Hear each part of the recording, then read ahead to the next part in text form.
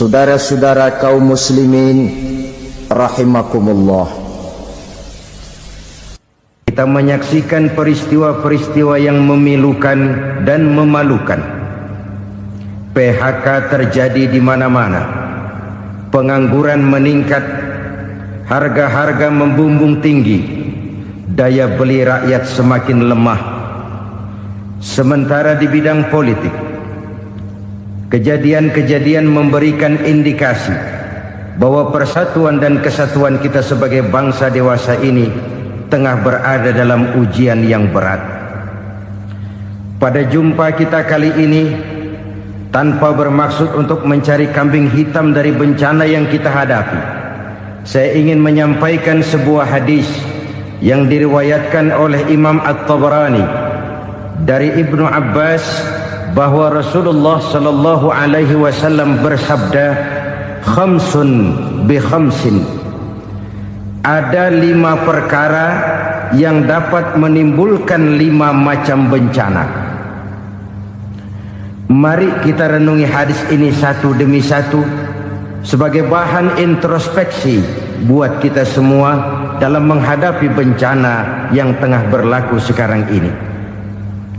Yang pertama, manaqasa qaumul ahda illa sullita alaihim aduwuhum. Apabila suatu kaum sudah mengingkari janjinya, maka mereka pun akan dikuasai oleh musuh-musuh mereka. Sederhana saja nampak kalimat dalam hadis ini.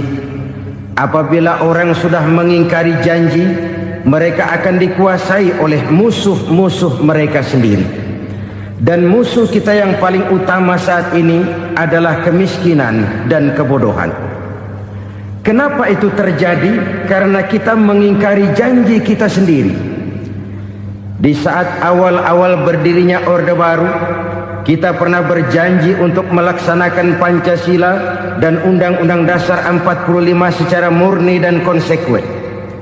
Kita berjanji bahwa kita akan menegakkan pemerintah yang bersih dan berwibawa. Itu semua pada permulaannya. Waktu demi waktu berjalan, kita lupa dengan janji yang kita ucapkan itu. Ketuhanan yang Maha Esa kita ucapkan, tapi kesetanan yang luar biasa yang kita lakukan. Kemanusiaan yang adil dan beradab yang kita dengungkan, tetapi kemanusiaan zalim dan biadab yang kita praktekkan. Sederhana saja saudara, hampir setiap pejabat pada posisi-posisi kunci, di awal-awal ia memangku jabatan itu, biasanya ia mengucapkan sumpah dengan lafaz demi Allah, bahwa dalam melaksanakan jabatan ini saya tidak akan menerima hadiah atau pemberian dalam bentuk apapun. Itu pada permulaannya. Lama-lama rupanya hadiah itu asik juga, mulai diterima. Lama-lama dirasa kurang, mulai menagih. Dan akhirnya terjadilah praktek yang disebut suap menyuap, semir menyemir, dan lain sebagainya. Kalau ini sudah menjadi kenyataan, bagaimana kita mau menegakkan pemerintah yang bersih dan berwibawa? Undang-Undang Dasar 45 menyatakan bahwa bumi, air, dan seluruh kekayaan negara dikelola oleh negara bagi sebesar-besar kemakmuran rakyat. Yang terjadi adalah bahwa kita merasa mewakili rakyat untuk menikmati harta dan kekayaan negara, sehingga rakyat banyak tidak bisa ikut menikmatinya. Menumpuklah harta itu sehingga terjadilah pepatah, gunung ditimbun, sumur digali. Yang kaya semakin kaya, yang miskin semakin terpuruk. Kita ingkar dengan janji yang kita ucapkan di awal-awal kita bergerak. Kita ingkar dengan janji pada saat kita mengatakannya dengan menyebut nama Allah, dengan mempertaruhkan nama Tuhan. Sehingga pada akhirnya jabatan pun mengalami tender. Sudah menjadi rahasia umum. Orang mau jadi lurah mesti mengeluarkan uang. Mau jadi camat mesti mengeluarkan uang. Mau jadi wali kota, bupati, bahkan gubernur, itu ada pasarannya.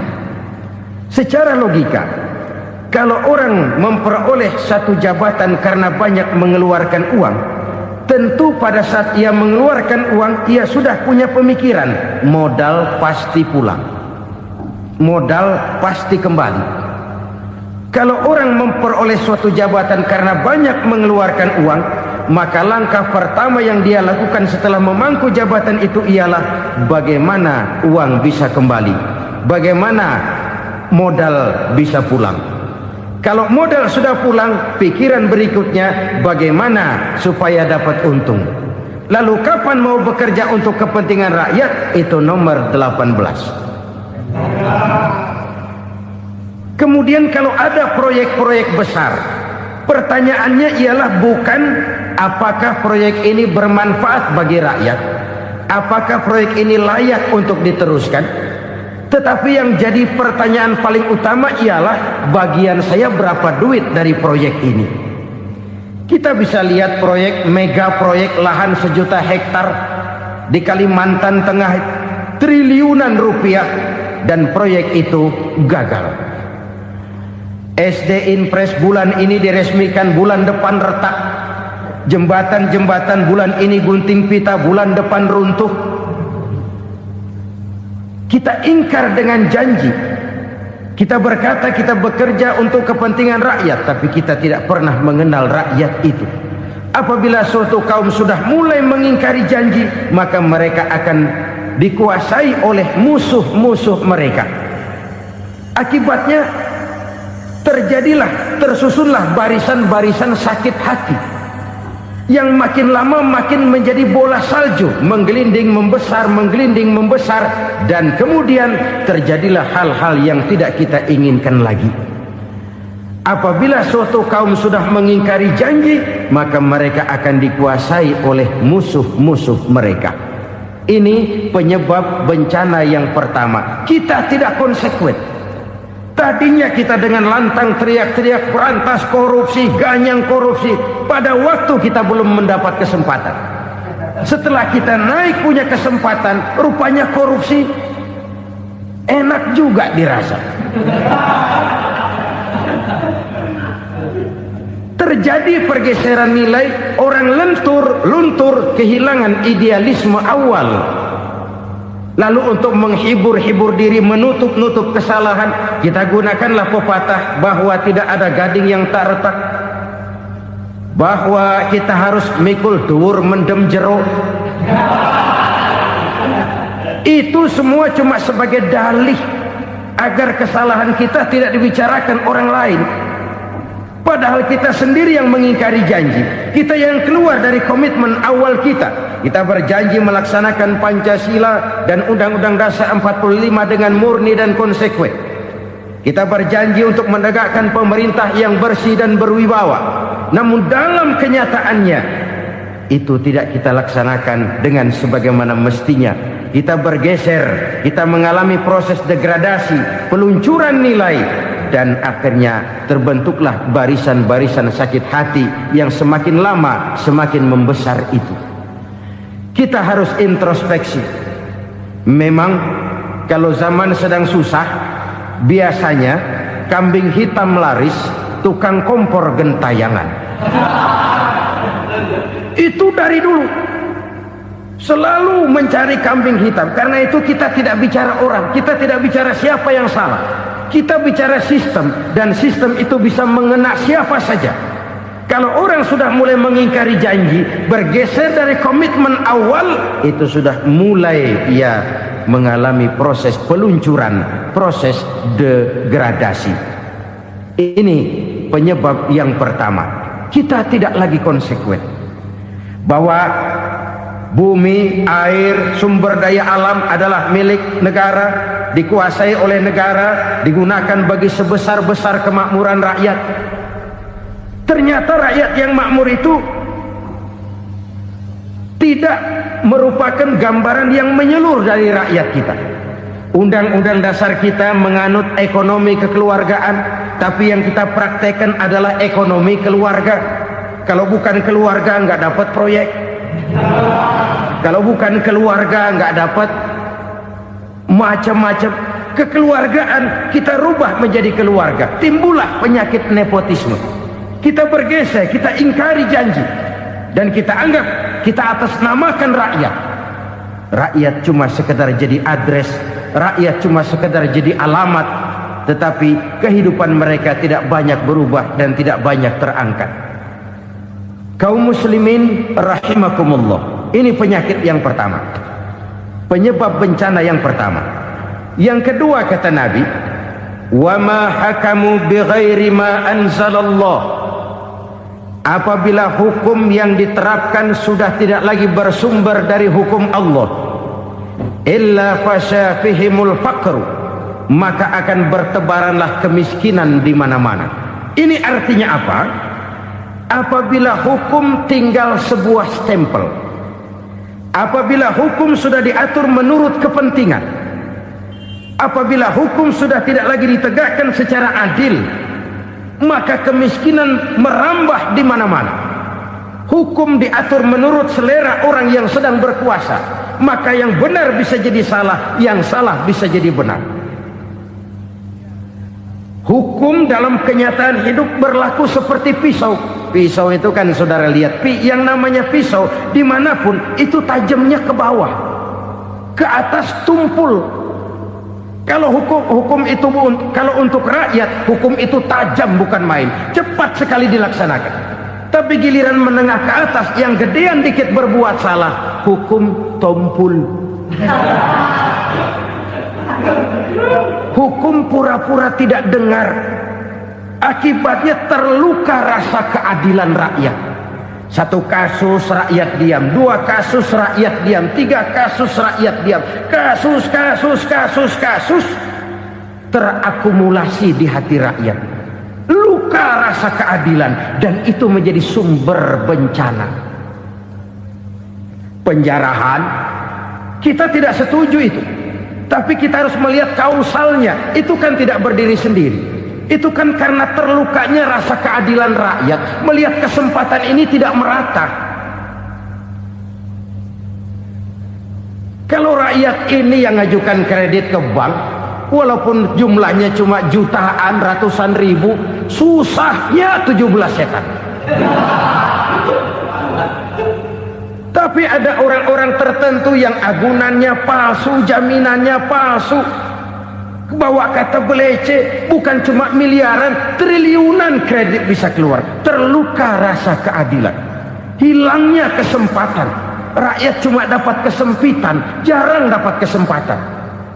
Dari lukanya rasa keadilan ini, memang ya entah lipstik, entah basa-basi, dibentuklah tim ini, dibentuklah badan pengawas ini, dibentuklah tim ini.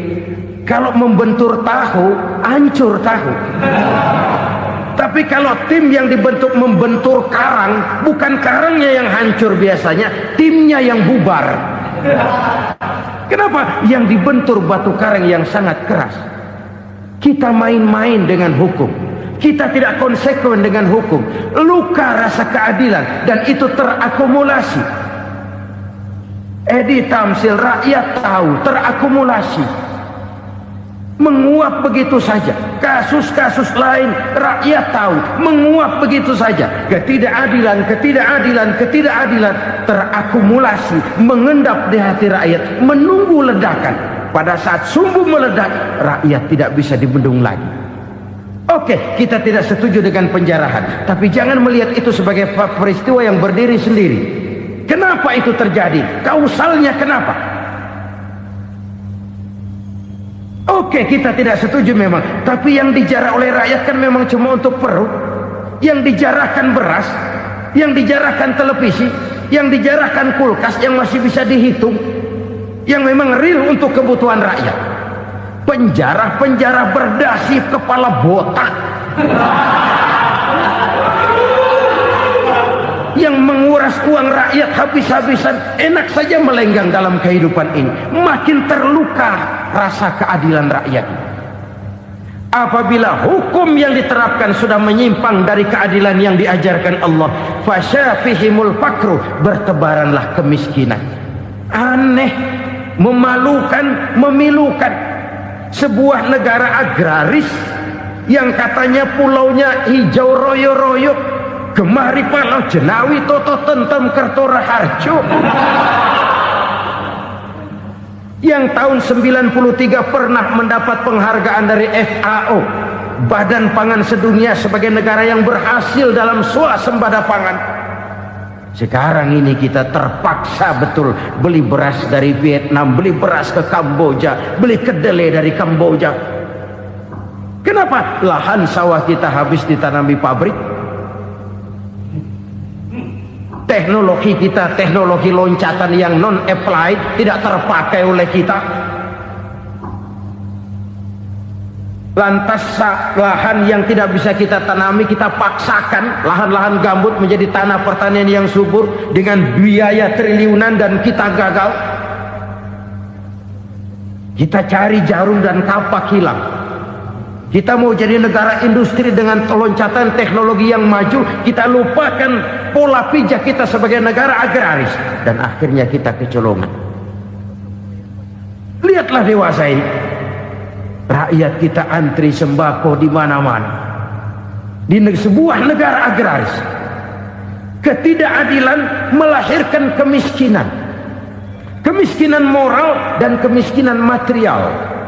Kemiskinan moral, rakyat nggak percaya lagi sama pejabat. Rakyat mengalami krisis figur. Orang alah lu ngomong dah sama ember.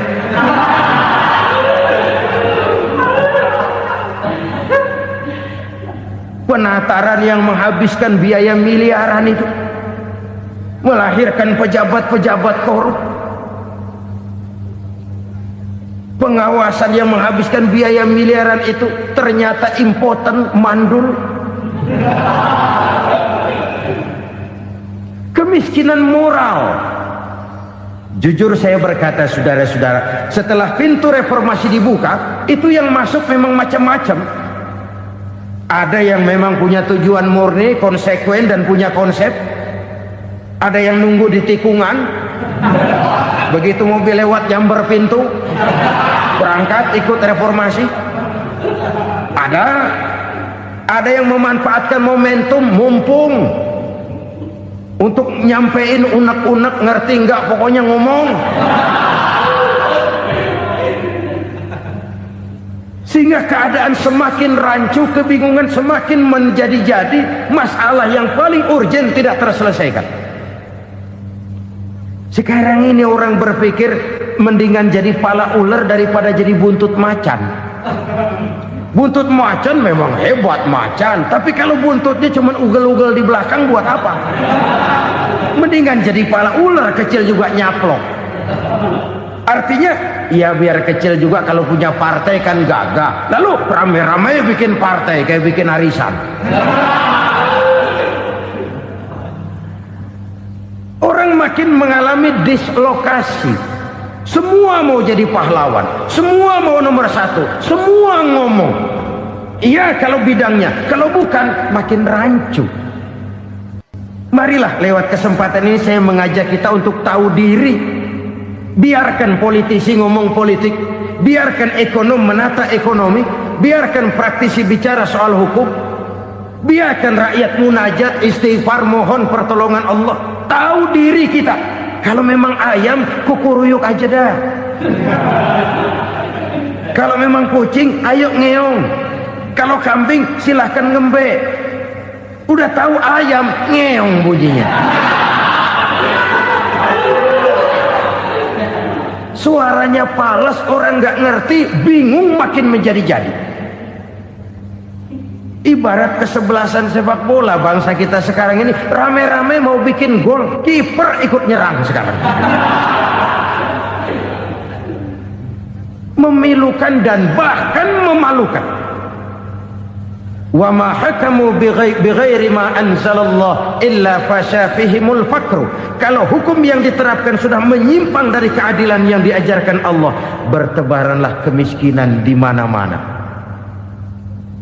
Coba sekarang ini, yang punya duit bingung, apalagi yang kagak punya duit. Yang pengusaha gede ngeluh, apalagi yang pengusaha pas-pasan. Yang kagak punya beras, yang punya beras saja masih bingung, apalagi yang nggak punya beras. Ini sudah demikian merata.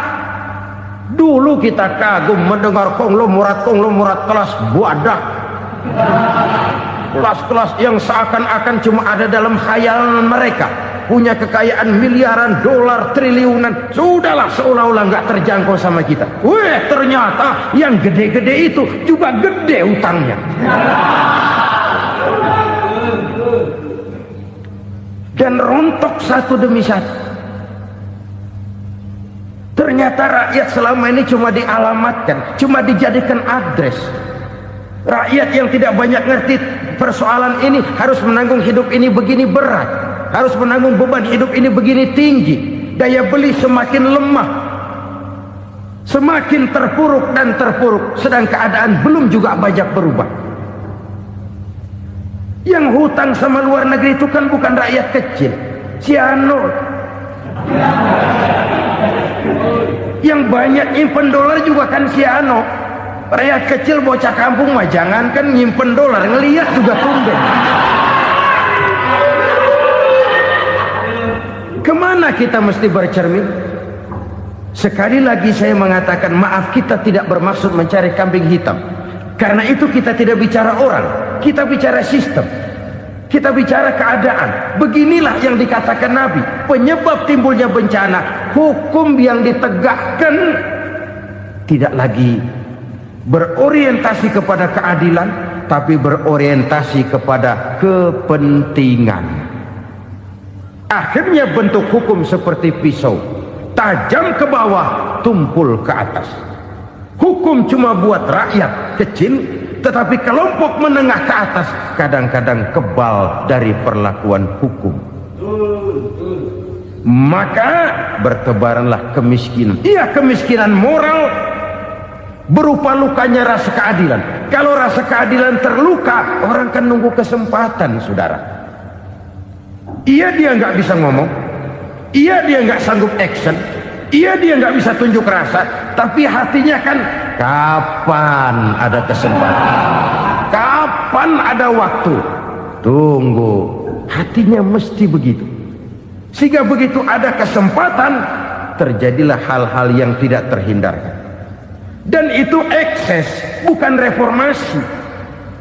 Jangan seperti sebuah dialog saya dengan seorang abang beca. Saya bertanya, bang, iya, abang tahu nggak reformasi? Tahu. Ustaz, apa? Pembakaran. Terus penjarahan. Lalu perkosaan. Itu reformasi. Itu yang saya lihat. Nah, itu yang dia lihat. Saya tentu tidak menyalahkan abang beca kita, karena memang itu yang dia lihat dan sejauh itu wawasannya. Tapi ini indikasi bahwa banyak rakyat kita yang belum bisa menggunakan kebebasan secara bertanggung jawab. Padahal kebebasan tanpa tanggung jawab tirani. Sebuah contoh gampang-gampangan. Saya beli radio, saya setel di kamar saya, lalu saya bilang, ini radio gue. Yang beli gue, pakai duit gue setel di kamar gue, sekeras-kerasnya, gak ada urusan sama orang lain. Itu kata saya. Tetapi tetangga saya sebelah rumah kan boleh juga ngomong begitu. Kata tetangga saya, ini mata gue, yang ngantuk gue tidur di kamar gue, kenapa suara radio lu nyampe kemari? Artinya apa ini? Kebebasan saya nyetel radio dibatasi oleh kebebasan tetangga saya yang mau tidur. Tidak ada kebebasan mutlak. Kebebasan mutlak tanpa tanggung jawab kembali akan melahirkan tirani, kembali akan melahirkan pemaksaan kehendak. Dan itu lagi-lagi bukan demokrasi. Saudara-saudara kaum muslimin rahimakumullah. Ini penyakit yang kedua, lukanya rasa keadilan, terutama di kalangan rakyat kecil. Itu mengendap menjadi akumulasi dan menunggu giliran kapan bisa dimuntahkan. Dengan kata lain, rakyatnya udah banyak banget makan yang perutnya jadi enak, nyelam. Kapan nunggu muntahnya? Udah begini banyak akumulasi yang mereka pendam di perut ini, sehingga ketika terjadi kesempatan itu sudah tidak terkendalikan lagi, kita out of control. Saya tidak mentolerir sikap-sikap kekerasan, bahkan saya lebih cenderung bahwa kalau di rumah kita banyak tikusnya saja racuni, jangan rumah dibakar. Bahwa ada korupsi, iya, ada kolusi, memang ada nepotisme, tentu. Tetapi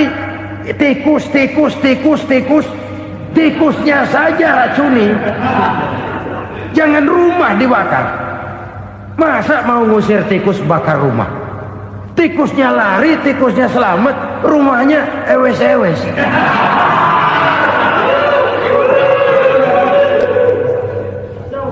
Tikus selamat, rumah nggak punya, masalah nggak terselesaikan dengan sebagaimana yang kita harapkan.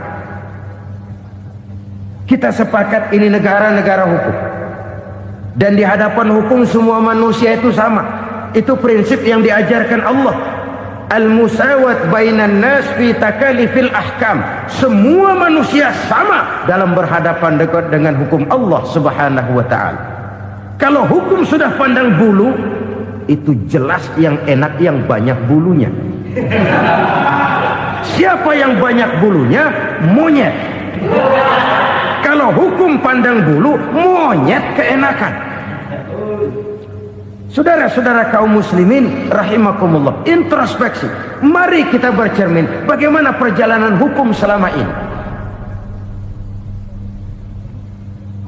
Kalau introspeksi ini kita temukan, lalu ada upaya untuk memperbaiki diri. Jangan menggunakan tak ada gading yang tak retak, mikul duwur mendem jero untuk menutup-nutupi kesalahan orang. Padahal kesalahan itu sedemikian besar. Padahal rakyat kita tiap hari antri sembako. Ada yang sehari sekali makan, ada yang makan sudah bercampur tiwul, ada yang nasi sudah dicampur pisang, balik jadi orok lagi. Macam-macam upaya rakyat untuk menangsal perut ini. Lalu rakyat ditenang-tenangkan, lebih baik puasa Senin Kemis sambil menghadapi krisis ekonomi. Kenapa rakyat yang disuruh puasa? Kenapa bukan pejabatnya yang puasa lebih dulu untuk kemakmuran rakyat? Kalau rakyat yang memang perutnya udah gepeng disuruh puasa, makin krempeng perutnya. Artinya pejabat harus punya sense of politics. Ya, tidak, puasa itu kan tidak cuma Senin Kemis saja. Puasa itu puasa perasaan, puasa menghargai perasaan yang sedang kondisi yang sedang dihadapi oleh rakyat. Bagaimana rakyat yang tengah antri sembako melihat pejabatnya lewat dengan mobil yang harganya sampai 1 miliar. Oh, inilah pemimpin saya. Luka lagi rasa keadilannya. Kita tidak tenggang rasa. Puasa dalam artian itu pun akan menolong menegakkan semangat kebersamaan, membentuk semangat kebersamaan.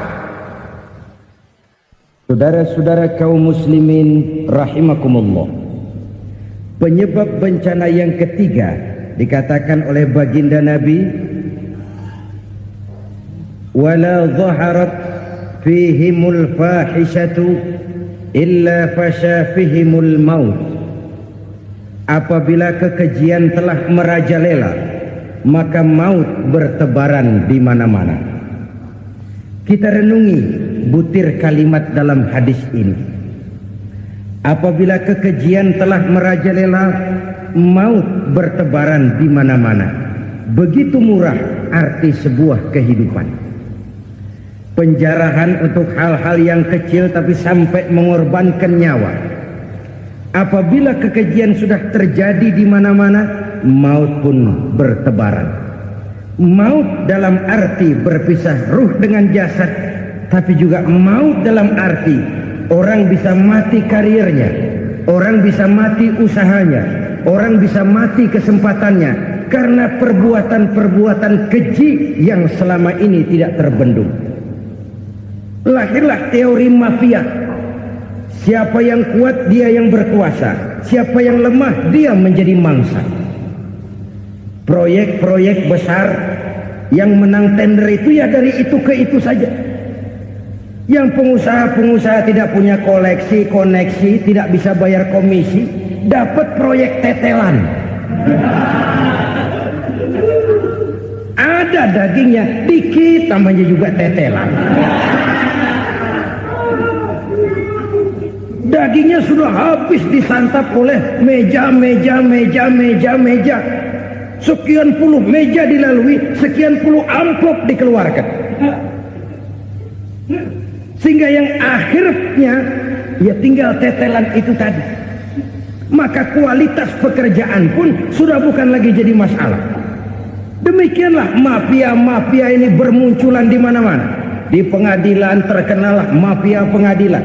Hukum bisa dibeli, hukum bisa dipesan menurut kebutuhan sponsor. Mafia peradilan, mafia politik, mafia ekonomi, bahkan mafia agama yang menggunakan agama sebagai kedok, menggunakan agama sebagai dalih, menggunakan agama sebagai topeng untuk melancarkan maksud-maksud politiknya pun tidak tertutup kemungkinan. Apabila kekejian telah merajalela, maut bertebaran di mana-mana. Korupsi, kolusi, nepotisme itu bagian dari kekejian. Kita selama ini kalau mendengar maksiat, itu yang terbayang cuma judi, mabuk, zina. Iya, itu maksiat. Tapi korupsi, kolusi, nepotisme itu juga maksiat dalam bentuk lain. Kalau ini sudah bertebaran, maka maut terjadi di mana-mana. Jangan bayangkan cuma mati orangnya, itu sih kewajiban. Yang menyakitkan itu orangnya masih hidup tapi dibikin mati, karirnya mati. Kenapa? Karena yang diperlukan bukan cuma orang pinter tapi orang taat. Biar pinter, kalau nggak taat minggir.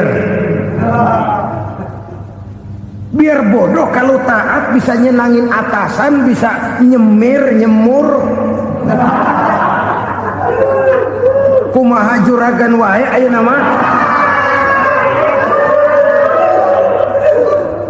Itu yang kadang-kadang dapat penghargaan. Tidak ada prestasi kerja kecuali bikin senang orang di atas. Kita lihat di desa-desa jalan rusak. Kalau ada berita pejabat anak mau turun, jalan rata sekali. Sampai tanah dari mana aja dikeruk buat ngeratain tuh jalan. Pejabat pulang legok lagi jalanan. Katanya kita kerja buat rakyat, nyatanya kita cuma melayani atasan. Kenapa? Terjadi lingkaran setan. Seperti kata lagu Dul Sumbang itu. Mahasiswa takut sama dosen, dosen takut sama dekan, dekan takut sama rektor, rektor takut sama menteri, menteri takut sama presiden, presiden takut sama mahasiswa. Lah muter balik lagi, lingkaran setan, lingkaran setan. Saudara-saudara kaum muslimin rahimakumullah, kekejian yang merajalela, praktek-praktek mafia yang tertuang dalam kehidupan sehari-hari menyebabkan orang mati karirnya, jasad masih hidup, karir mati, itu menyakitkan. Mati bisnisnya. Rakyat kecil pernah senang ketika cengkeh booming, harganya bagus, rakyat banyak yang pergi haji. Lalu mau ditata, lahir tata niaga cengkeh, malah amburadul. Harga cengkeh jatuh, petani cengkeh kecil menjerit. Siapa yang untung? Segelintir orang. Masihkah kita pakai atas nama rakyat untuk kepentingan nasional, padahal yang nyanyi cuma segelintir orang? Masihkah kita mau bohongi rakyat ini dengan mobil nasional tapi bikinan Korea? Masihkah kita mau bermain verbalisme, bermain kata? Ini sebuah masa lalu yang tidak perlu terulang lagi untuk masa-masa yang akan datang. Kekejian merajalela, orang mati karir, bisa mati usaha, mati bisnis. Usahanya maju, dirangkul, hancur. Usahanya maju, dipukul, hancur, tenggelam. Bahkan yang memilukan dan memalukan badan-badan usaha milik negara itu dikebiri sedemikian rupa sehingga tidak menghasilkan hal-hal yang bermanfaat buat negara. Saudara-saudara kaum muslimin rahimakumullah, kalau nafsu yang sudah mengatur itu semua, maka kekejian pun merajalela. Orang sudah pakai teori mafia, yang kuat dia yang menang, yang kuat dia yang berkuasa, yang lemah silakan minggir di sudut-sudut kehidupan. Kalau kekejian seperti ini merajalela, maut bertebaran di mana-mana. Banyak orang mati kariernya, banyak orang mati usahanya, banyak orang mati imajinasinya. Sekarang ini dalam dunia seni, yang banyak karyawan seni, bukan seniman. Seniman itu kan dilahirkan. Lain seniman, lain karyawan seni. Sekarang yang banyak karyawan seni, bukan seniman. Mati karier, mati imajinasi, mati improvisasi. Sehingga kehidupan persis sinetron. Sinetron itu yang kita lihat rumah mewah, yang kita lihat rumah bagus. Gak pernah kita lihat di sinetron kita ini rakyat antri sembako. Kita dijejali hal-hal yang indah, yang wah, yang membuat kita tenggelam dalam gaya hidup instan, tenggelam dalam gaya hidup wah. Kita lupa dengan realitas keseharian di tengah-tengah masyarakat kita. Lahirlah kelompok-kelompok selebritis, dibesarkan oleh berbagai media. Selebritis pilek aja masuk koran, pilek.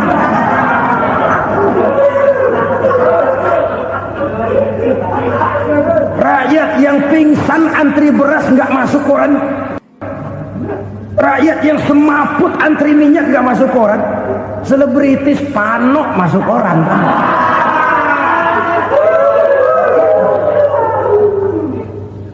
Kita besarkan hal-hal kecil, kita kecilkan hal-hal besar.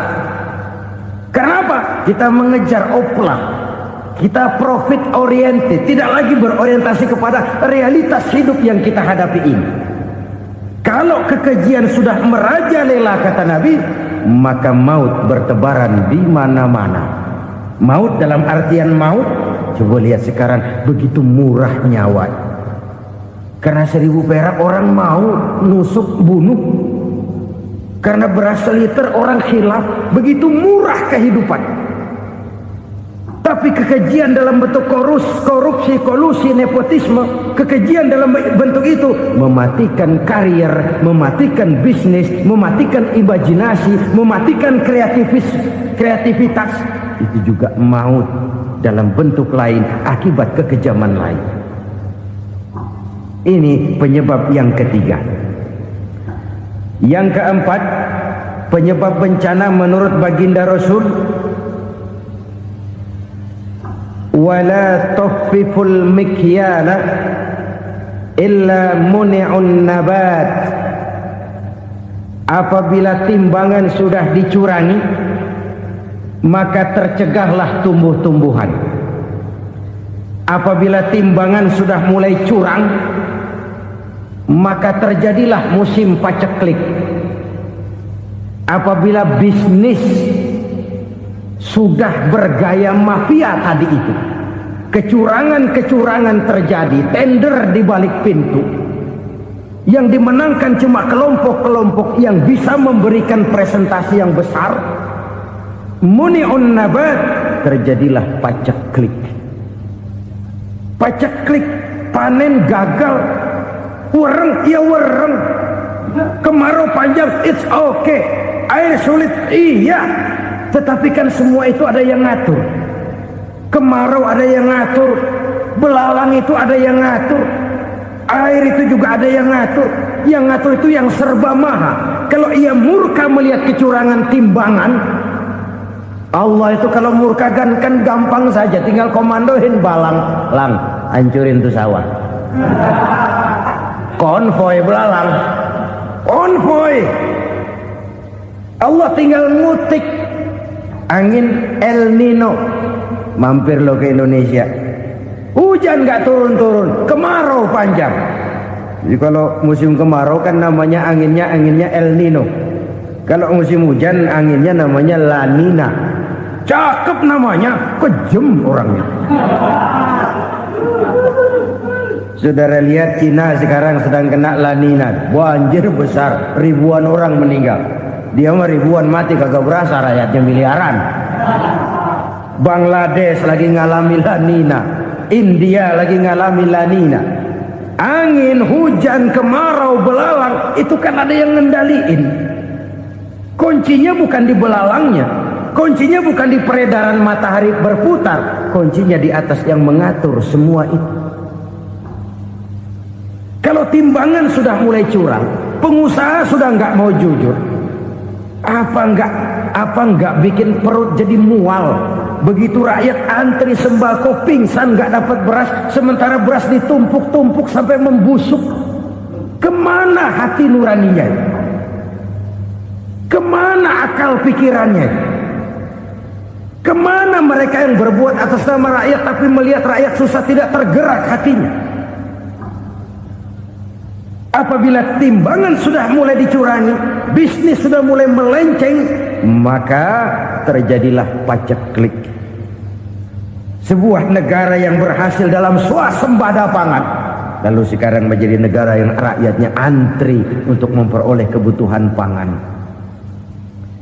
Saudara-saudara kaum muslimin rahimakumullah, ini intinya adalah kecurangan. Kalau kecurangan sudah terjadi di mana-mana, dan ini milik siapa saja, bukan soal tempat, bukan soal jabatan, soal manusianya, SDM-nya. Kecurangan tidak cuma terjadi di kantor, di masjid bisa terjadi kecurangan. Korupsi tidak hanya bisa terjadi di kantor, di madrasah bisa ada korupsi. Faktor manusianya, ini soal SDM. Kecurangan yang besar tentu besar lagi kerugiannya. Kecurangan yang kecil, kecurangan sehari-hari, pedagang-pedagang kecil ngurangi timbangan, barang yang buruk dikatakan baik, yang baik dikatakan buruk, itu merugikan perorangan. Kecurangan yang besar merugikan bangsa dalam bentuk total, dalam bentuk seutuhnya. Nah, kecurangan-kecurangan seperti ini rakyat kan lihat, rakyat kan tahu, dan itu kembali terakumulasi di sini, pegel. Dan jangan lupa, rakyat yang nggak ngomong itu, rakyat yang nggak bersuara itu, batinnya menjerit, jeritannya menggoncang aras, dan itu didengar Allah. Yadullah fauqal jamaah, kata Nabi, tangan Tuhan di atas orang banyak. Jeritan hati rakyat menggoncang aras. Rakyat yang terlalu banyak dizolim, rakyat yang terlalu banyak dirugikan, ya rakyat yang terlalu banyak di atas namakan, menjerit batinnya, menggoncang aras, dan Allah bisa menggerakkan apa saja untuk membuat satu situasi. Allah bisa menggerakkan apa saja untuk membuat satu situasi. Saudara-saudara kaum muslimin rahimakumullah, ini faktor yang ketiga, timbulnya kecurangan. Faktor yang keempat maksud saya. Yang kelima, penyebab timbulnya bencana menurut baginda Nabi, wala muni'uz zakat illa hubbisa anhumul qatr. Apabila zakat enggan dibayar, maka tercegahlah qatrun. Qatrun ini kalau bahasa kita sembako. Maka tercegahlah kebutuhan-kebutuhan yang kita perlukan. Ini, kita tidak meragukan bahwa yang kita tuju adalah masyarakat yang adil dalam kemakmuran dan makmur dalam keadilan. Nah, antara kemakmuran dan keadilan ini memang sering tidak bisa berjalan seiring. Pada saat kemakmuran kita kejar, ekonomi kita pacu, ada nilai-nilai keadilan yang tertinggal. pada saat nilai keadilan kita tegakkan benar-benar, ada unsur-unsur kemakmuran yang terabaikan. Oke, kita bisa mengatakan kasus. Oke, kita bisa mengatakan itu sebagian kecil. Tapi kalau sebagian kecil, lama-lama kan jadi sebagian besar. Oke, kita mengejar kemakmuran. Pertanyaannya, kemakmuran untuk siapa? Oke, kita berikan kelompok tertentu kue yang besar dengan harapan nanti dia bagiin kuenya kepada yang kecil-kecil. Tapi kenyataan, mereka yang dapat kue besar akhirnya malah lupa diri dan lupa daratan. Mau makin besar, malah memeras yang kecil-kecil ini. Sekarang kan yang kecil modali yang besar. Ramai-ramai buka bank, ternyata kamuflase. Uang banknya untuk kredit perusahaannya sendiri. Nasabahnya rakyat kecil. Artinya apa? Rakyat kecil disuruh modalin orang yang udah gede. Ini kan sambar geledek urusan.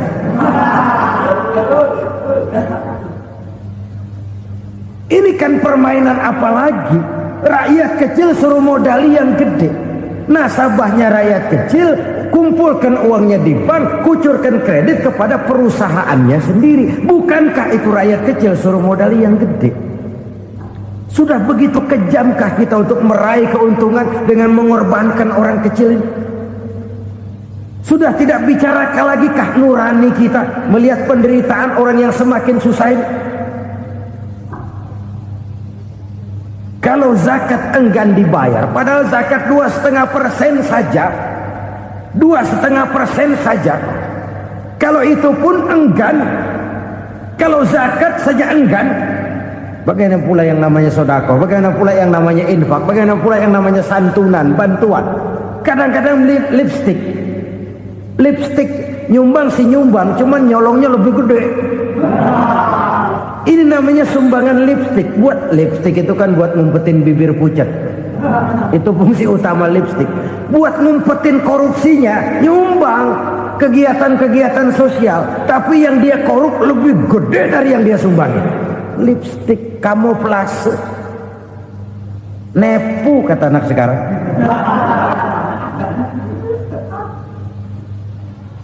Saudara-saudara kaum muslimin rahimakumullah.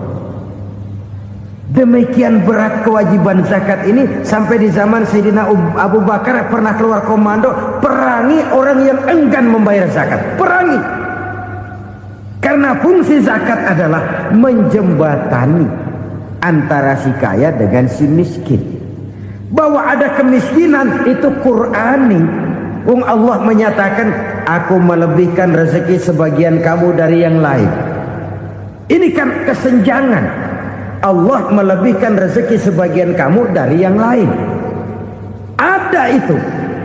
Tetapi itu berjalan secara nature. Nah, kalau direkayasa, yang kaya semakin kaya, yang miskin semakin terpuruk, yang sudah besar dapat proyek besar, yang kecil dapat tetelan. Ini kan rekayasa namanya. Kesenjangan yang direkayasa ini yang kita harus kikis. Nah, fungsi zakat menjembatani dari sisi sosial. Dari sisi pribadi, Nabi berpesan, zakku amwalakum biz zakat. Bersihkan hartamu dengan zakat.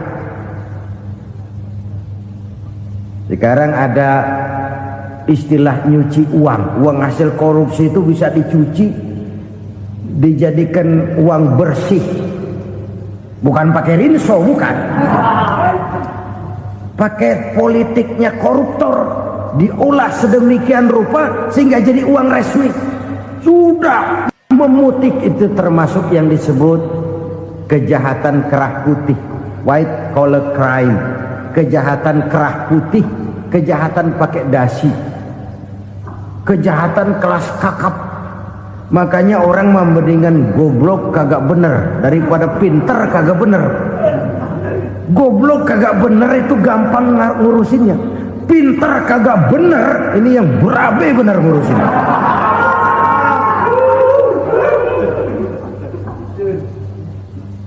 Kita bukan cuma perlu orang pinter kok di zaman sekarang. Kita perlu orang-orang bener yang punya komitmen, yang sesuai kata dan perbuatan, yang bisa merasakan apa yang dirasakan oleh rakyat, yang punya sense of politik yang tinggi, yang peka, yang penuh keterbukaan, yang punya wawasan dan pandangan jauh ke depan. Dari sisi pribadi, zakat itu membersihkan harta kita. Ya, dia tercampur dengan yang subuhat, dia bahkan mungkin tercampur dengan sedikit-sedikit yang haram. Itu zakku amwalakum bizakat. Bersihkan hartamu dengan zakat itu. Pada sisi sosial ia menjembatani, pada sisi pribadi ia membersihkan harta kita. Karena itu kalau kita minta berdoa minta rezeki, syarat rezeki itu halalan thayyiban wasi'an.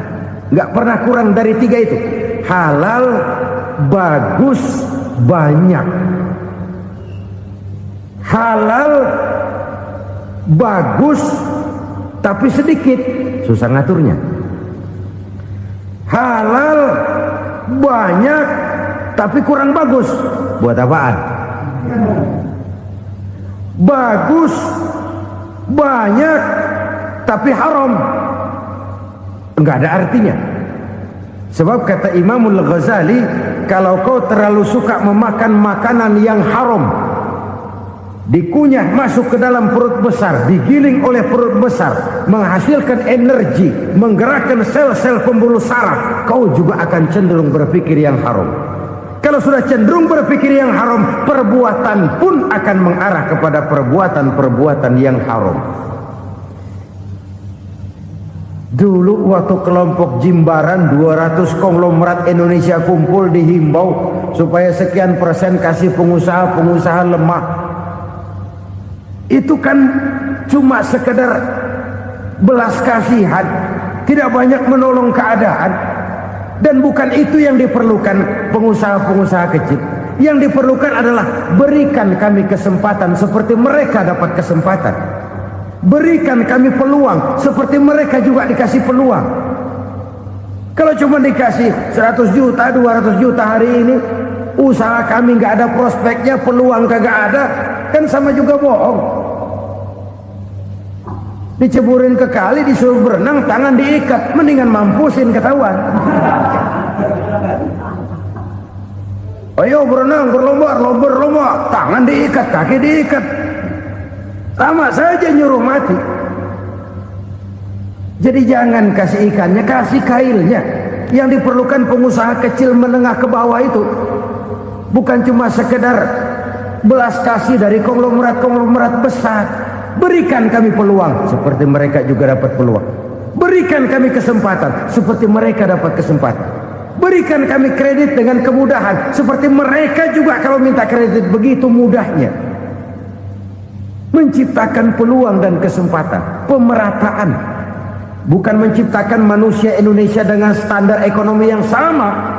Semua rumahnya harus sama, semua punya mobil. Itu sih kebersamaan bebek. Bebek, coba lihat bebek, satu ngalor semua, satu ngidul semua.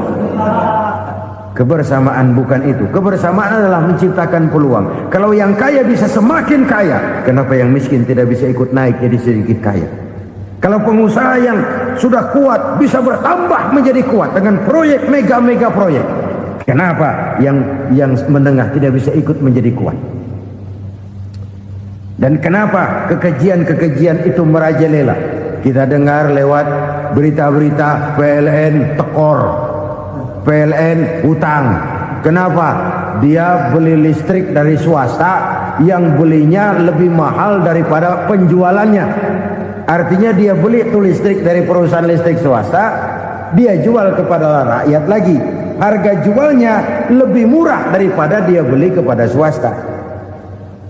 Kenapa? Ada tekanan lagi tuh. Biasa siklus lagi. Hukum Boyle.